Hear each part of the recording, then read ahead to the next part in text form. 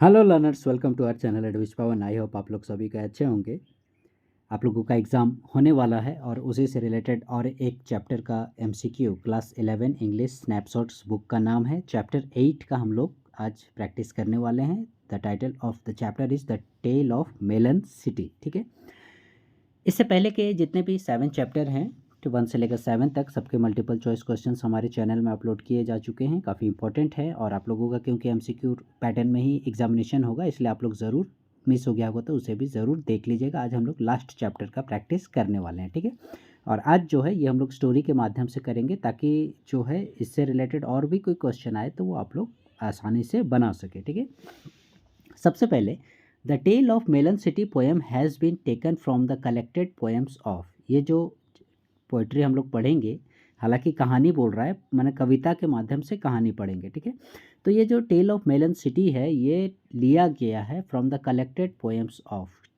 ठीक है, किनकी कविताओं के संग्रह से लिया गया है?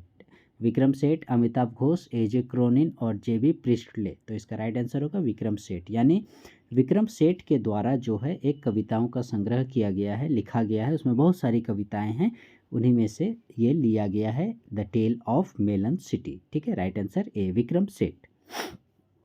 अब हम लोग शुरू करते हैं स्टोरी। ठीक है, तो ये जो the tale of Melon City है इसमें हम लोग पढ़ेंगे कि कैसे एक देश का नाम जो है वो मेलन नाम पड़ा। ठीक है, मतलब मेलन देश नाम पड़ा, वहाँ एक राजा था। ठीक है, शुरू करते हैं। The tale of Melon City is the tale of a dash king. ठीक है, वहाँ का जो राजा था वो the tale of Melon City is a tale of, यानी इस चैप्टर में the tale of Melon City में टेल है यानी किसकी कहानी है? एक राजा की कहानी है। ठीक है, तो वो राजा कैसा था? मैड था, फेमस था, क्लेवर था, फुलिश था। तो इसका राइट आंसर होगा फुलिश। ठीक है, यानी मूर्ख था। ठीक है, मूर्ख राजा की वो देश था। आगे बढ़ते हैं हम लोग स्टोरी में। 3, और वो राजा किस प्रकार का था? The tale of Melon City the king was. ठीक है, जो इस पोइट्री में जो राजा था वो कैसा था? Just and sadist, placid, smart, agitated. Right answer placid. ठीक है, जस्ट मतलब हो गया आपका न्याय संगत। ठीक है, मतलब न्याय करने वाला, और प्लेसिड मतलब हो गया शांत प्रिय। तो उस मेलन शहर का जो राजा था वो न्याय संगत और शांत प्रिय था। ठीक है, फिर question number 4, the king ordered that an dash should be made. तो उसी समय क्या होता है कि उस देश में उस राजा ने एक ऑर्डर देता है। ठीक है, वो ऑर्डर देता है, तो वो क्या चीज़ का ऑर्डर देता है कि एक आर्क बनवाया जाए, एक फोर्ट किला बनवाया जाए, एक हाउस, एक एटिक बनवाया जाए। क्या बनवाया जाए? ठीक है, तो उसने एक आर्क बनवाने का ऑर्डर देता है। The king order that an arc should be made. ठीक है, उसके साम्राज्य में, राज्य में एक क्या बनाया जाए? आर्क बनाया जाए। ठीक है, आर्क मतलब जो आपने देखा होगा प्रवेश द्वार टाइप का होता है। ठीक है, हमारे यहाँ भी देखा होगा आपने, जैसे सपोज रांची है, झारखंड की राजधानी में आपका स्वागत है बोल के एक गेट दे दिया जाता है, तो उसी प्रकार का एक आर्क बनाने का ऑर्डर दिया जाता है। ठीक है, in the tale of Melon City the arch was constructed but it was too. ठीक है, मेलन सिटी में आर्क बना दिया गया, आर्क तो बना दिया गया बट इट वॉज टू, लेकिन वो बहुत ही ज़्यादा। ठीक है, ऑप्शंस देखते हैं। बहुत ही ज़्यादा हाई था। ठीक है, लो था, फार दूर था, लॉन्ग लंबा था। तो वो आर्क बहुत ही ज़्यादा लो यानी नीचे, यानी उसकी हाइट जो है वो ज़्यादा नहीं थी उतनी। ठीक है, हालांकि हाइट पे ही था लेकिन उतनी ज़्यादा हाइट नहीं थी। तो राइट आंसर लो। फिर kings dash struck against the arch and it fell down. वो आर्क जो है छोटा बन गया, और आर्क छोटा बन गया और उसके बाद जो है एक बार क्या होता है, ये क्वेश्चन पढ़ते हैं पहले। किंग्स डैश स्ट्रक, किंग का क्या स्ट्रक किया? टकराया। अगेंस्ट द आर्क यानी आर्क से टकरा गया, एंड इट फेल डाउन और वो गिर गया, नीचे गिर गिर पड़ा। ठीक है, तो एक बार क्या होता है कि वो जो राजा था वो मतलब कहीं नगर भ्रमण के लिए निकला था, तो उसी आर्क के पास से गुजर रहा था। ठीक है, आर्क में से होकर गुजर रहा था, तो उसी गुजरने के दौरान उसका हेड, सिर टकराया, हैंड हाथ टकराया, क्राउन या उसका जो मुकुट होता है वो टकराया, या फिर चैरियट उसका रथ जो है वो टकरा गया। तो वही पूछ रहा है कि आखिर क्या टकराया उस आर्क से उस राजा का। ठीक है, तो किंग्स क्राउन। ठीक है, राजा का जो मुकुट था, kings crown struck against the arch and it fell down, और उसका मुकुट जो है वो नीचे गिर गया। तो राजा का क्या टकराया? मुकुट। ठीक है। The chief of the builders pleaded before the king that it was the fault of the dash. ठीक है। अब इस क्वेश्चन को पढ़ने के लिए हम लोग आगे स्टोरी बढ़ाते हैं। तो राजा का मुकुट जब टकरा गया तो राजा फिर राजा, ये बहुत ही अपमान वाली बात हो गई भाई, राजा का मुकुट टकरा गया, अब तो उसे भाई बहुत बड़ी गलती हुई, बहुत बड़ा अपमान हुआ, तब तो उसे सज़ा देना पड़ेगा जो दोषी है। तो आखिर ये बिल्डर्स का काम है, बिल्डर लोग ये सब बनाते हैं। तो बिल्डर को हाजिर किया गया कोर्ट में कि भाई बिल्डर आप आइए, आपको राजा साहब ने बुलाया है। ठीक है। तो बिल्डर को जब बुलाया गया वहीं से ये क्वेश्चन पूछा गया। ठीक है। तो बिल्डर दोष है, बिल्डर को फांसी दे दिया जाए, ऐसा राजा बोल देता है। ठीक है। मेलन सर का जो राजा था, मूर्ख राजा, वो बोलता है कि बिल्डर को फांसी दे दिया जाए। तो वहीं से ये क्वेश्चन लिया गया है। The chief of the builders, जो मुखिया था बिल्डर लोगों का, प्लीडेड, वो गिड़गिड़ाता है राजा के सामने, before the king that it was the fault of the dash, वो अपना दोष दूसरे पर देता है। ठीक है। कि ये मेरा दोष नहीं है महाराज, मुझे क्षमा कीजिए। ठीक है। आप बहुत दयालु हैं, ये वो दिस दैट बोलता है, और जो है मुझे क्षमा कीजिए, मेरा दोष नहीं है। ये जो है किसका दोष है? बिल्डर, वर्कमैन, इंजीनियर या फिर आर्किटेक्ट, ये वर्कमैन का दोष है, ऐसा करके वो बोलता है चीफ ऑफ द बिल्डर। ठीक है। वही क्वेश्चन पूछ रहा है आप लोगों को। ठीक है। The chief of the builders pleaded before the king that it was the fault of the workman, कि ये जो मजदूर लोग थे, ये लोग का काम है, मेरी गलती नहीं है महाराज, ऐसा करके बोलता है। अब आगे, the workman passed the blame on. ठीक है। ये क्वेश्चन पढ़ने के लिए आगे हम लोग कहानी को बढ़ाते हैं कि जब वर्कमैन लोग को पकड़ के लाया गया, मजदूर को, कि भाई आप आइए, आपको राजा ने बुलाया है, ऐसा ऐसा आपने गलती किया है। तो जब उन्हें बोला गया कि नहीं, वर्कमैन लोगों को फांसी दे दिया जाए, तो वर्कमैन लोग भी गिड़गिड़ाते हैं कि नहीं महाराज, ये हमारी गलती नहीं है, प्लीज़ क्षमा कीजिए, आप बहुत दयालु हैं, ये वो, इन लोग भी अपना पूरा माने अर्जी देते हैं राजा साहब को। तो वो क्या बोलते हैं, किस पर वो अपना दोष दे देते हैं? The workman passed the blame on builders, bricks, marbles, stones, bricks के ऊपर। ठीक है। कि महाराज ये हमारी गलती नहीं है। अब ईंटा, ब्रिक्स माने होता है ईंटा, कि ईंटा का साइज ही कोई छोटा था, कोई बड़ा था, कोई टेढ़ा था, तो जिसके चलते ये आर्क जो है वो लो बन गया और जिससे आपका मुकुट टकरा गया। ठीक है। आर्क मतलब देखिएगा इस प्रकार से होता है। ठीक है। ऐसा करके जो आर्क रहता है, ऐसा। ठीक है। जो नगर में रहता है। ठीक है। ऐसा, और इसके नीचे से आदमी लोग या फिर जो भी हो गुजरते हैं। ठीक है। तो यहाँ ये छोटा बन गया, किस लिए? तो ईंटे की वजह से। ठीक है। तो ईंटे की वजह से गलत बन गया। अगला question, for the wrong size of bricks the dash were brought there. अब भाई दोषी हो, ये लोग तो बच गए, वर्कमैन बच गए, क्योंकि उन्होंने अपना दोष ईंटे पर डाल दिया।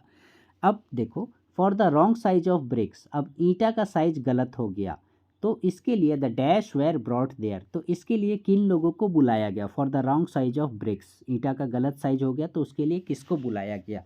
बिल्डर लोगों को, मैसन, वर्कमैन, चीफ ऑफ बिल्डर्स। अब देखिएगा, ईंटा का साइज गलत बना तो जाहिर सी बात है ईंटा बनाने वालों को बुलाया गया होगा। तो बिल्डर लोग ईंटा नहीं बनाते हैं, वर्कमैन तो पहले ही बरी हो गए हैं, बच गए हैं, चीफ ऑफ बिल्डर भी बच गया है। बच गया कौन? ऑप्शन मैसन। यानी ईंटे के गलत साइज के लिए मैसन लोगों को, यानी ईंटा बनाने वाले मजदूर लोगों को बुलाया गया, मैसन्स को बुलाया गया। ठीक है। कि तुमने भाई गलत साइज बनाया है ईंटे का, छोटा आर्क बन गया मेहराब, और राजा साहब ने तुम्हें बुलाया है। ठीक है। चलो तुम्हें सजा होगी। अब फिर मैसन्स लोगों को बोला गया कि ऐसा ऐसा तुमने किया, अब तो तुम्हें राजा साहब दंड देंगे, तुम्हें फांसी की सज़ा होगी, ऐसा करके। तो मैसन लोग भी अपना ब्लेम जो है वो अपना दोष हटा देते हैं और दूसरे पर वे अपना दोष मढ़ देते हैं। जैसे the mason passed the blame on the, अब ये मैसन्स लोग जो ईंटा बनाए, ये मजदूर लोग किस पर ब्लेम, यानी दोष, ब्लेम माने दोष, किस पर ब्लेम पास कर देते हैं कि हम महाराज, हम लोग बेकसूर हैं, ऐसा ऐसा बात है। तो किस पर वो बनाए, किस पर वो दोष डालते हैं? मैनेजर, आर्किटेक्ट, वर्कमैन या फिर बिल्डर। तो इन्होंने जो अपना दोष था वो आर्किटेक्चर पर, यानी आर्किटेक्ट पर दे दिया। आप लोग देखिएगा, किसी भी भवन वगैरह का नक्शा वगैरह जो है वो कैसा बनेगा, कितना ऊंचा, छोटा, नीचा, ऐसा रहेगा, ये किसके द्वारा तय किया जाता है? आर्किटेक्चर के द्वारा। एक तरह से बोलिए तो ये डिज़ाइन बनाता है। ठीक है। तो मैसन लोग क्या बोले कि महाराज ये आर्किटेक्चर ने ही ऐसा ऐसा बोला था बनाने के लिए, तो हम लोगों ने वैसा वैसा बना दिया, इसलिए हम लोग बेकसूर हैं। तो फिर वे लोग भी बच जाते हैं और सारा दोष किस पर आ जाता है, आर्किटेक्चर पर आ जाता है, आर्किटेक्ट पर आ जाता है। ठीक है, आगे हम लोग बढ़ते हैं नेक्स्ट क्वेश्चन की ओर 11। अब आर्किटेक्चर पर आ जाता है अगला question, in the tale of Melon City the wisest man to dash to walk or see. अब आर्किटेक्चर पर आ जाता है, इसके बीच में बहुत सारी कहानियाँ होती हैं, बीच में आर्किटेक्चर फंस जाता है, वो भी अपना दोष बचने के लिए करता है इस तरह से। ठीक है, तो डिटेल में चलेंगे तो ज़्यादा लंबा हो जाएगा, हम लोग थोड़ा आगे बढ़ते हैं। In the tale of Melon City the wisest man dash to walk or see. अब वो लोग ये डिसाइड करते हैं कि जो इस शहर का, इस देश का सबसे वाइजेस्ट मैन है वो ये डिसाइड करेगा। ठीक है, तो उसे लाया जाता है। अब उसे जब लाया जाता है तो वो वाइजेस्ट मैन जो था, सबसे चतुर आदमी, वो बहुत ज़्यादा क्या था कि वो ना चलने सकता था ना देखने सकता था ठीक से, यंग था, जाहिर सी बात है यंग रहेगा तो चलने भी सकेगा, देखने भी सकेगा, शॉर्ट से कोई मतलब नहीं, लॉन्ग से भी नहीं, यानी old. Right answer is old. यानी वो जो वाइजेस्ट मैन था वो बहुत ही ज़्यादा बूढ़ा था कि ना तो चल सकता था ना ही देख सकता था। उसी को लाया जाता है उस दोषी को सज़ा देने के लिए कि भाई फैसला कौन करेगा। ठीक है, क्योंकि सज़ा तो किसी न किसी को देनी ही है। ठीक है, आर्किटेक्चर भी अपना दोष हटा देता है। ये किसका दोष था, अंत में जो है सारा दोष राजा पर ही आता है, घूम फिर के राजा पर ही आता है। तो भाई फैसला, राजा जब दोषी हो रहा है तो फैसला कौन करेगा, तो इसलिए इस वाइजेस्ट मैन यानी बुद्धिमान व्यक्ति को बुलाया जाता है। तो वो इतना ज़्यादा बूढ़ा था कि ना ही चल सकता था ना ही देख सकता था। ठीक है, तो उसके अनुसार according to the wisest man the dash was the real culprit.